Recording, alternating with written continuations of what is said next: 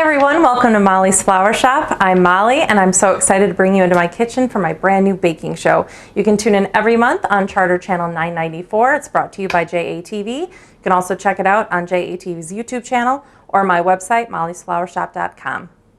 It's my favorite time of year. It's October, my absolute favorite month. I would just replay October over and over and over again if I could. I love when the weather cools down. I love the changing of the leaves, and when the leaves fall, I love Halloween.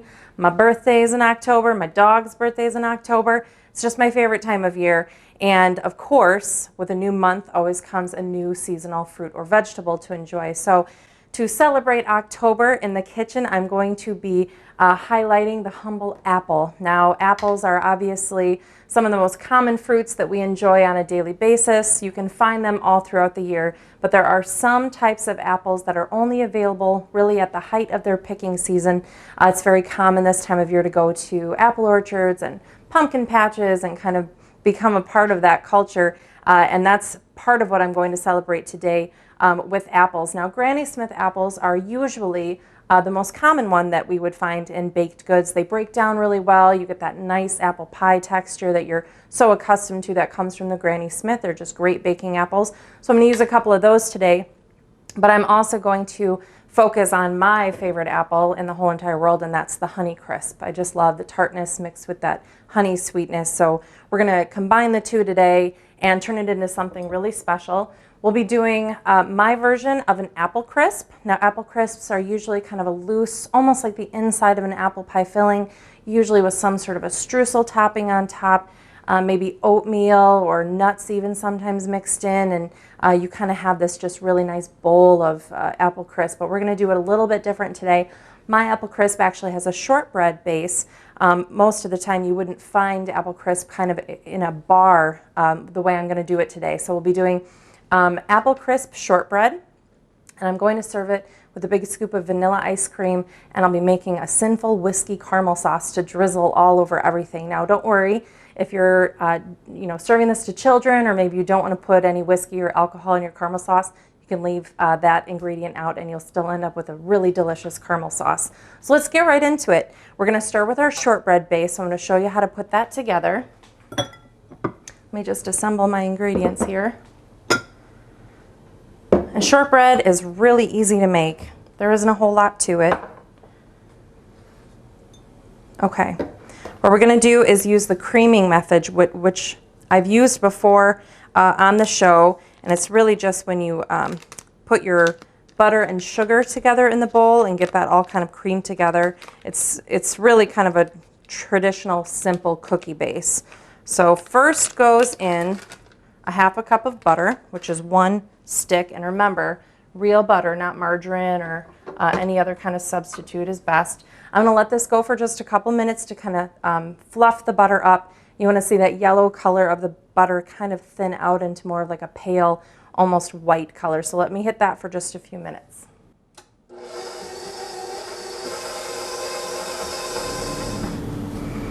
All right, so I've mixed my butter in a stand mixer. You can use a hand mixer too. Probably not best by hand. You will want to use an actual mixer for this. So I've hit that for just a couple of minutes to kind of break the butter up, cream it a little bit, and to get it nice and light and fluffy. Next, I'm going to add in a 1/4 cup of just regular white granulated sugar. Oh, maybe. There we go. I want to get it all in. There we go. I'm going to beat that just for a couple minutes too. When you're creaming butter and sugar together, you want to make sure that those granules kind of melt into the butter. If you don't give it enough time to mix in the bowl, you might get kind of just that gritty kind of texture that you can sometimes get if your sugar doesn't break down enough. So let's hit this for a few minutes too.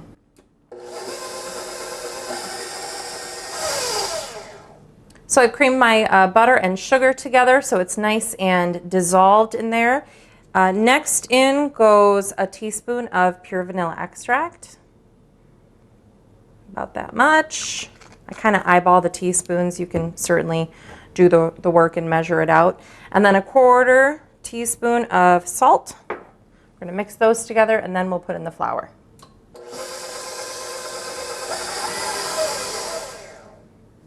Last in goes 1 cup of all-purpose flour. The flour I buy is pre-sifted in the bag, so I haven't sifted that. If you want to, you can, but this recipe doesn't necessarily have to be sifted. So now I'm going to do is I'm going to mix that all together until it's well incorporated. You don't have to really worry about mixing this too much. Make sure it's well incorporated, but shortbread is crumbly by nature, so you're still going to see a little bit of crumbliness, but you want to make sure you don't see any of the dryness of the flour. So once the flour is mixed in and it looks like it's all one color, one texture, you should be good to go. So let's do that.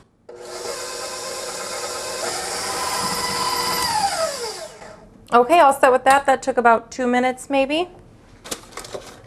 What we're going to do is I've already preheated my oven. It's at 300 degrees Fahrenheit, and I have an 8x8 tin here. I tried this in a 9x9, and the crust just wasn't quite thick enough. So size is really important for this one.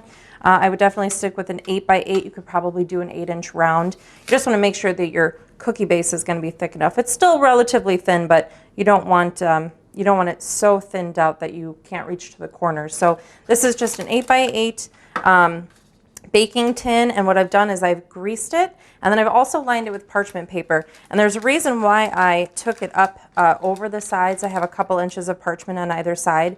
That's because we're going to end up chilling this in the fridge, and then when we want to take the bars out so we can cut them, we can very easily just lift it right out using the parchment. So I have that nice and prepared. We're actually going to partially bake the shortbread crust. We're going to bake this first while we prepare the other components to our delicious Apple Crisp Shortbread bars, but we do have to bake this off just a little bit, not all the way. So once I have it all packed in here, I'm going to set it in the middle of the oven and bake that for about a half hour. Then I'm going to pile everything else on top. We'll finish it off in the oven.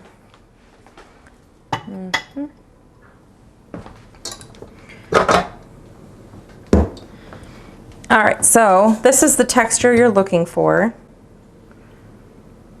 Kind of crumbly. That's a pretty traditional shortbread crust. So you'll see kind of those granules, but as you can see, it's all mixed in. It's almost kind of like sand.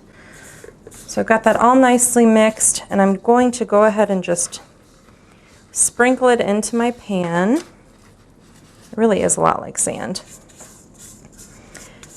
And this shortbread is kind of hard to work with your fingers because I know I talk about butter a lot when I bake, but it really is hugely important, and so much depends on your butter temperature. So if you take your hands and try to push this down, you could end up with it sticking back on your fingers, and it even sometimes sticks to your spatula. So I'm going to do this first, and then I'll show you a little trick.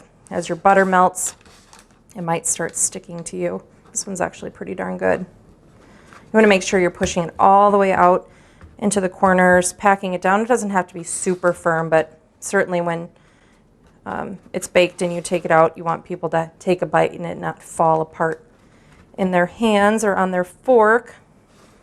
So that's pretty good. Actually, a lot of times it doesn't go quite that well, but I want to show you the trick anyway. So let's say that I used my fingers and the butter was sticking to me and I couldn't get it all to go together.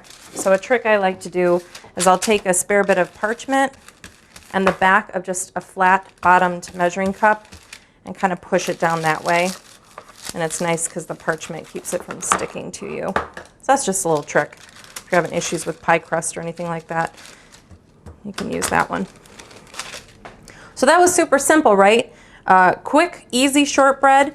We pressed it down into the bottom of an 8x8 lined baking tin, and I'm going to, like I said, put this in the center of my oven. It's going in at 300 degrees Fahrenheit for 15 minutes. It's going to partially bake it. So let's pop that in the oven, and then I'll walk you through the filling and the streusel topping. All right, she's in. 15 minutes. And the next thing we're going to do is get our apple filling all put together. So what I'm going to do is I'll first peel all of my apples. So I'll take the the edge of the apple off. Then I use an apple cutter just because I think it's easy. I'll core all of the apples, and then I'll slice all the wedges kind of in thin pieces, sort of like what I did with the plum last month when I did that plum tart. I'll do something very similar with the apples, and then we'll toss it with sugar and spices and a little bit of flour to create that filling. And another thing you're going to notice me do is I'm going to actually put fresh squeezed lemon juice in this bowl here, because as you know, when you start cutting apples, they almost immediately start browning, and that's called oxidation. As soon as that air hits the inside, the flesh of the apple, it starts turning brown, which we want to avoid. It's not the end of the world if they get a little brown, because you're just going to bake them anyway. They're going to be covered in sugar and butter, so who really cares? But the lemon keeps it nice and crisp and brightly colored, so it kind of holds that color a little bit better when it's in the bake. And I like the sweetness that the lemon adds to the recipe as well. So let me cut that lemon and get that in there, and then I'll start working my way through my apples.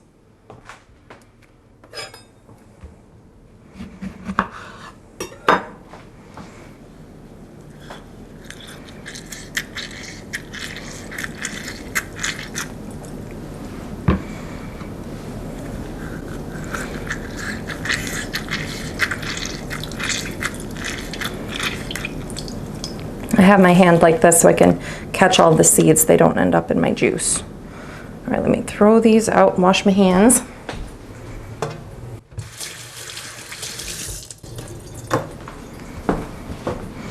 All right, so just using a vegetable peeler, I'm gonna go through, get my apples peeled. Oh, I can usually do it in one. If you wanted to bake your apples with the skins on, it's not a terrible idea. You can do that. It might be a little bit more rustic that way. It just might prevent things from baking evenly. It might cause them just to take a little bit longer to bake down completely, to get that nice kind of soft bite down the way we expect with like an apple pie. But you can certainly bake apples with the skins on. This apple has a couple little bruises on it, but I'm not worried about that. We're so accustomed to buying really like picturesque fruit in the grocery stores that we sometimes forget that they don't look like that on the tree. So if my apple has a couple bruises on it, it doesn't break my heart. Let me make sure I have my stickers off, yes. These are washed, but sometimes I forget the stickers. So the first two I did are the Honey Crisps. And if you've never tried a Honey Crisp apple, they're so yummy. They're my favorite. I get so excited this time of year because I know that Honey Crisps are coming back. And this time of year I eat one every single day for a snack. All right, there's one Granny Smith. And Granny Smiths aren't a seasonal apple. You know, you can find them in the grocery store all year round. They're probably, other than Macintosh, they're probably one of the most highly accessible and popular apples there are. But going to apple orchards this time of year is exciting because you can learn about apples that you've never even heard of.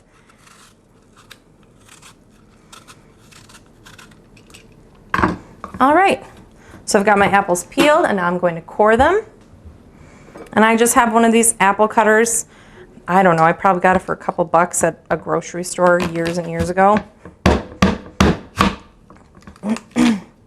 Just does a perfect cut every time, and then you can make sure you get the core out, which is important. Don't want to end up with any of those seeds left behind.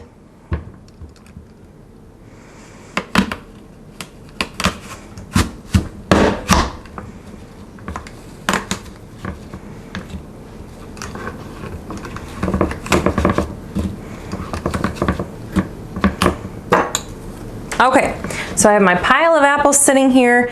I'm actually going to dry my hands off a little bit. Very dangerous to go into knife work when your hands are damp. So let's make sure we're nice and dry. And then I'm going to very simply try to make room here so you guys can see what I'm doing. I'm going to very simply just cut slices right into the wedges. And then put them right in my lemon juice. It's not imperative that you're making perfect cuts every single time. You just want them relatively the same so they all cook the same. If you've got really, really thin pieces versus really, really thick pieces, the thin ones are going to cook super fast and the thick ones will not cook quite as quickly. So let me get all these cut up. And then we're going to make this really delicious addition to the filling. I'm going to toss the apples in a flour, sugar, cinnamon, and nutmeg combination. It smells so good. I could just eat it straight out of the bowl if it wasn't, you know, uncooked. It smells awesome. And then we make a streusel topping. And streusel is a German word. It's going to be flour, butter, and brown sugar. Kind of turns into like a coarse crumble almost. And I'm going to, we're going to layer the apples with the streusel topping throughout the crisp on top of that shortbread base. And it's so yummy. And the cool thing about this recipe is I could see kind of a lot of different variations to it if you want to get creative. For example, I was thinking the other day that like chopped finely, you know, walnuts or pecans would be really good in the shortbread base. You've had like pecan shortbread cookies. I thought that would be really good and a very kind of, it makes a lot of sense to put pecans in a shortbread that you're serving apples with like a caramel sauce. I think those flavors would go together really well. And then additionally, the streusel topping I'm making is very, very simple, but I could see like mixing an oatmeal with that. I think that'd be really good too. You could even kind of turn it into more of like a breakfast bake if you wanted to lean in that direction. We're getting there. And you can add extra apples if you wanted to. This ends up being probably a couple inches thick when it's done, the bar itself. And if you wanted something a little bit thicker, add a couple more apples. I'd say go for it. All right, so I have all of my apples cut and they're in this lemon juice. I'm just using the same spatula I've been using. One of the nice things about this recipe is kind of all of the components have similar ingredients, so you don't have to wash everything and start from scratch. All right, as I'm stirring these apples, and this bowl might be a little small, but it's too late. I'm kind of breaking them up because sometimes when you cut it, just the moisture from the apple kind of keeps them sticking together. And now I'm going to add the rest of our filling. And I pre-measured everything and mixed it in the bowl so you can't kind of see the separate components. But in here are 2 tablespoons of that all-purpose flour again. There's 2 tablespoons of just white sugar. You can kind of see the sugar in there. I usually kind of do a big healthy teaspoon of ground cinnamon. And then there's about a quarter teaspoon of ground nutmeg. So it's all just in there. I'm just going to give it a little stir. And then sprinkle that all over my apples. If anything smells like fall, I think it's cinnamon and nutmeg. That smells so yummy. And I'm going to just gently kind of push everything around the bowl, try to get all of those apples nice and evenly coated. Yum!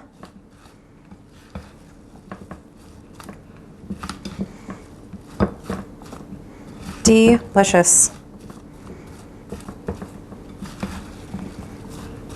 If you're doing like a low carb deal, I would say just skip the shortbread base and you can just do this in a pan with that crisp on top. But it's really good with the shortbread, I must say. Okay, that's all nicely mixed together, and I'm just gonna set this aside for a couple minutes. We're just a few minutes away from our shortbread being done. The cool thing is you don't have to chill the shortbread in between all these components. You can just put everything right on top. So I want to make sure that I have my streusel topping ready. It's very simple. I'm just going to use my same mixing bowl and get that all put together. So let me walk you through that process really quickly. I'm going to put my bowl, snap my bowl back on. Very loud. Same paddle attachment from before. I haven't even cleaned it off because the shortbread base was flour, butter, sugar, vanilla, and salt. And now we're just going to do flour, butter, and brown sugar. So it's all pretty much the same stuff anyway. So I'm just going to use the same bowl, save myself some dishes, because dishes are the worst. Knife. All right. Very, very easy. We're going to put in a 1/2 cup of that all-purpose flour again. Get in there, you. This is 3/4 cup dark brown sugar. You can use light or dark brown sugar. I like dark brown because it has a little bit more of like a caramely flavor. It's just a little bit more deeply flavored. So I'm going to do 3/4 cup dark brown sugar. Let me just give that a swirl around the bowl.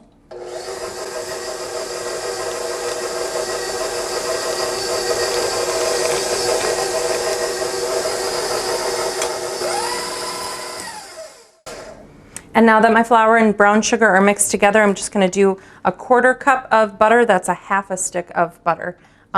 Room temperature is good, or you can even do melted for this, but I kind of like that crumbly texture, so 1/2 stick of room temperature butter.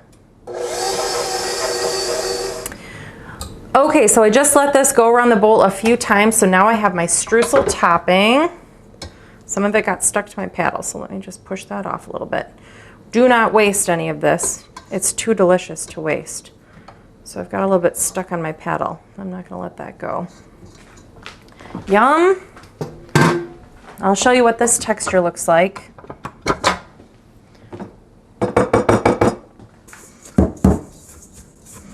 As you can see, we just got kind of the chunks of butter. It's almost like a sand quality again.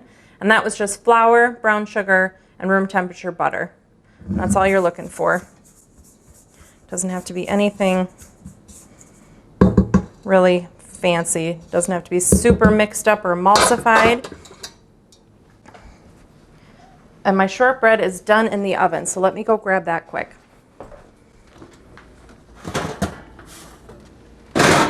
Okay, let me set my little cork down here. So we have a partially baked shortbread crust, very pale. You're not looking for any color here because we're just half baking everything. So what we're going to do is we're going to be doing a little bit of layering. So I'm going to take about 1/3 of my streusel topping. I'm going to sprinkle that over my shortbread. Then I'm going to sprinkle some of my apple filling over the top. It doesn't have to be beautiful or perfect, but nice kind of even layers so you don't have like different thicknesses all over the place. So streusel topping, apples, another layer of streusel, and another layer of apples, and then finish it off with one final layer of streusel. We're going to pop it right back in the oven at 350 degrees this time. We're going to do that for a 1/2 hour, and then we're going to make a caramel sauce. By the time the caramel's done, the apple crisp will be done. We'll be able to put it all together. Let me knock up my oven another 50 degrees. Good. And I'll show you how to put this all together. All right, so I'm really bad at math. So we're gonna just kind of guesstimate what 1/3 looks like here. Sure, we'll call that 1/3.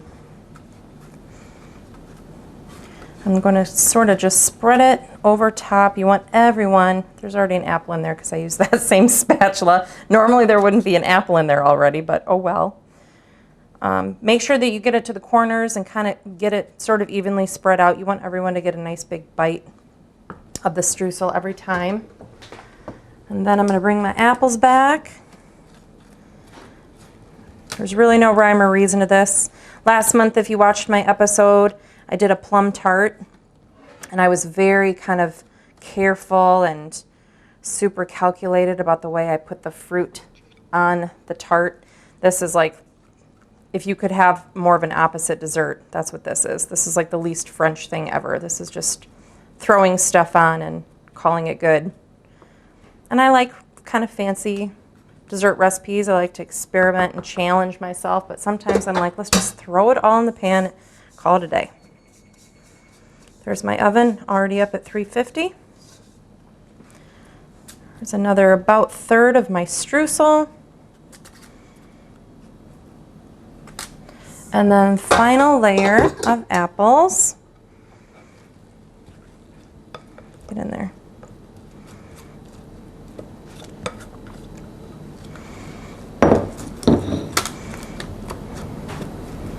It's not the most beautiful dessert, but I tell you, it is really tasty. I hope you go out and grab what you need from the apple orchard and bring it back home and make this up, because it's really good. Waste not. All right, and then last layer of our streusel, and the butter just kind of all melts together, and that brings all the spices down on top of your apples. And the shortbread is sturdy enough to where you can cut it, and it's very yummy. All right, I'm gonna call it. We're gonna go into that 350-degree oven for a half hour. I've never had to really do more or less on this recipe. It works out at 30 minutes every single time. So put this in, and then I'm gonna teach you how to make caramel. Now I'm going to be showing you how to make my very sinful, very delicious whiskey caramel sauce. Caramel can seem really intimidating. I don't think most of us make our own homemade caramel. It's just so much easier to go to the store and just pick up a thing of caramel sauce, or you know, a jar of caramel ice cream topping, whatever, and that's totally fine. But if you want to make it yourself and make it a little bit special, like I like to do, in comes this very simple caramel recipe. It's just a few ingredients. I'm going to start with a cup and a half, again, just white granulated sugar, 2/3 cup of water. In a minute here, I'm going to walk us over to the stove so I can show you how to get it started. And then once it's done and kind of caramelized on the stove, I'm going to bring it back over here. We're going to add a half a cup of heavy whipping cream. That kind of emulsifies it and turn into that kind of nice creamy consistency. We'll do that slowly, and then we're going to add only 2 tablespoons of whiskey, and you can choose any whiskey you like. I actually think this would also work really well with a brandy, maybe like a Corbel, or even a spiced rum if you wanted to do it that way. Kind of any of those darker brown or amber colored liquors would work. And again, if you're not comfortable using alcohol with this recipe, you can omit it and you'll still end up with beautiful caramel sauce. But at the end, I just want to show you the finished product, because we do have to let it cool, so I had to make some ahead of time. But afterwards, you just have this beautiful caramel sauce, and it's just the right color and has a little whiskey in it, so it's really, really good. I just keep mine stored in a jar, probably up to 3 months or so. The alcohol kind of starts to separate after a while, so I found about 3 months is right, as long as you keep it refrigerated. So I'm going to take us over the stove, and all I'm going to do is combine the sugar and water. I'm going to very slowly whisk it until the sugar starts to dissolve. It's going to be over medium-high heat, and once the sugar is dissolved into the water, I'm going to leave it and not touch it. I mean, don't touch it, because if you start doing that, you kind of start messing with the way that the sugar is breaking down and cooking, and that's all caramel is. It's literally just cooked sugar. So we're going to leave it sit for 15 to 17 minutes until it's a nice, beautiful, golden, dark brown color, and then I'll show you what to do next.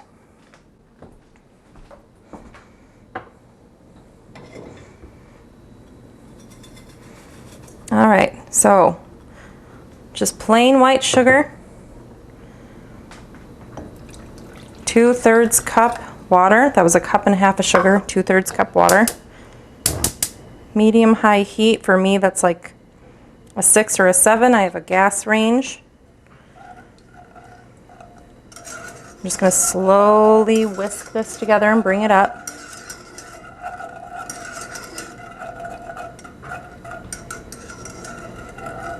I just want the sugar just to start to caramelize, or dissolve rather, so it can caramelize.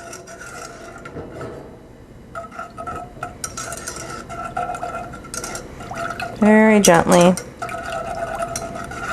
And it'll happen relatively quickly. It starts boiling, and that's exactly what it's supposed to do. You can actually kind of hear it. It sounds like a popping noise almost. And the only reason that I'm kind of letting it dissolve is because caramel can sometimes crystallize. So I just want it to dissolve a little to give it like a fighting chance. All right, that feels good to me.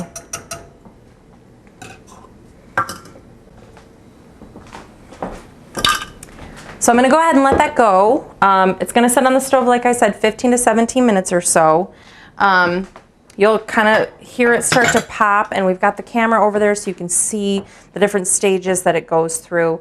And once it's that nice deep amber color, I'll bring it back over to my station and we'll finish making the sauce. And like I said, it does have to cool. Once you're finished with it, it'll still be kind of thin and watery, but then as soon as it comes down closer to room temperature, it's that really nice thick caramel sauce consistency that you're looking for. I've got a few minutes left on my Apple Crisp here. Once that's all out, we're going to serve it with a scoop of ice cream and enjoy. So as you can see, we're starting to bubble up a little bit.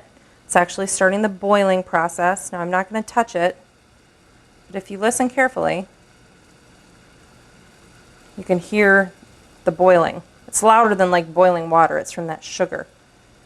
So this is exactly what you want to see. In just a couple of minutes, we'll check back in. The whole thing will be boiling, and then give it that about 15-minute mark or so, and you're going to end up with beautiful caramel. So we've been boiling for probably about 5 to 7 minutes now. I don't know how well you can really see it, but we're starting to get just a very light straw color on the cooking sugar. It's a rolling boil right now, which is exactly what we want to see. Again, I'm not stirring it, I'm not swirling it or touching it or doing anything else. I'm just checking in. But another 5 to 10 minutes and we'll start seeing that nice dark amber color that we're looking for. So we'll check back on this in just a few minutes, and my crisp is getting really close as well. All right, everyone, so as you can see, it's been boiling and cooking for a while. We've got that nice, beautiful, golden, dark color. That means the sugar's been cooking long enough. So I'm going to take this off the heat and bring it back over to my station so I can show you how to finish off the caramel sauce. Extremely, extremely hot. Please be careful. This isn't something that you want the kids to be helping you out with. We're going to do a little chemistry experiment here. So I'm going to very slowly add in the cream, and I'm going to whisk it in here.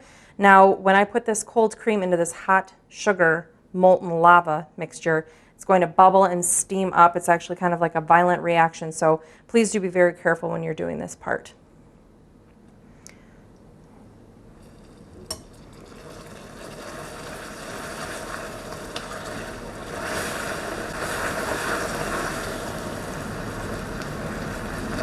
There we go. Super hot stuff. Pretty dangerous. You don't want to put your face anywhere near that. It's cool though, isn't it?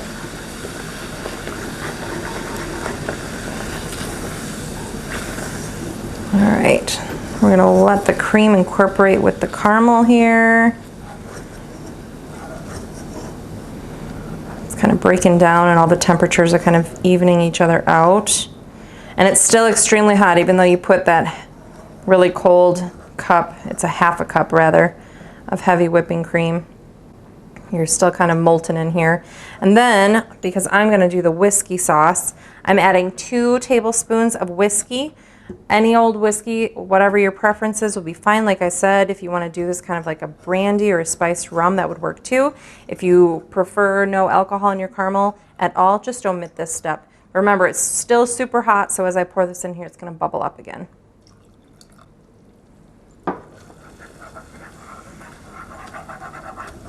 All right. And that's all there is to it. You've got yourself a whiskey caramel sauce. It's that simple. If you didn't add the cream in there, you would just end up with like a hard caramel, which can work for brittles and things like that. So that's just the base of caramel is sugar and water. So like I said, this is going to be super kind of watery and liquidy for a while until it cools back down to room temperature. So I'm going to just leave it out and let it do its thing. But once it kind of starts to solidify a little bit, I save a lot of my glass bottles. I have bottles and jars kind of sitting all over the house. This was at one time a salad dressing, then I just rinsed it off, put it through the dishwasher, and I can end up just pouring my caramel right into this bottle. And like I said, it stores very well in the fridge, about up to 3 months or so if you don't use it all up in the time being. So I'm going to leave this to cool, and we only have 5 minutes left on our crisp. My oven just went off, which means my Apple Crisp Shortbread is ready, so I'm going to bring it over here and let's cut into this bad boy and serve.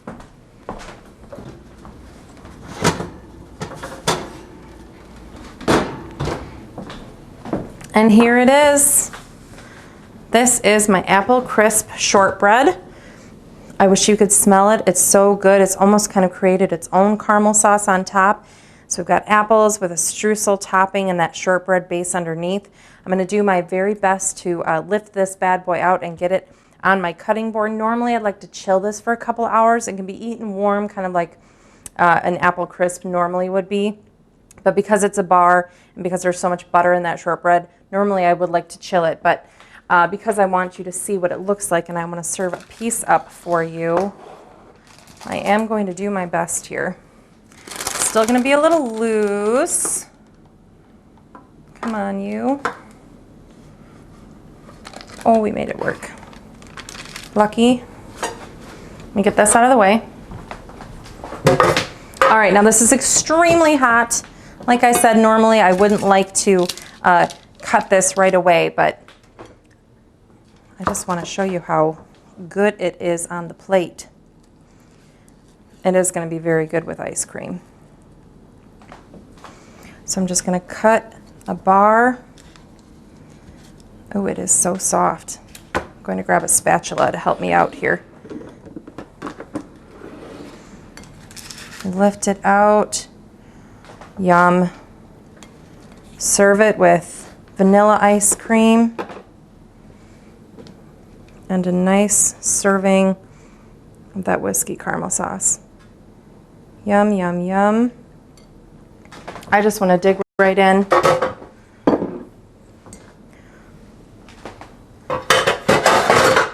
So there you have it. This is the Apple Crisp Shortbread. It has the Honey Crisp and the Granny Smith apples. You can choose whatever apples you like. I highly recommend going to an apple orchard and doing it that way so you can maybe learn about some different types of apples that maybe you've never even heard of. It is a combination of that delicious streusel filling and the apples mixed together. I didn't home make this ice cream. If you wanted to do that, you certainly could, but it's just a vanilla ice cream. I think it complements everything so well. And then we topped it off with that homemade Sinful whiskey caramel sauce. I hope you've enjoyed this episode of Molly's Flower Shop. Please join me next month. We'll be making more delicious seasonal desserts. You can follow me on Instagram. I'm also on Facebook, and my website is mollysflowershop.com.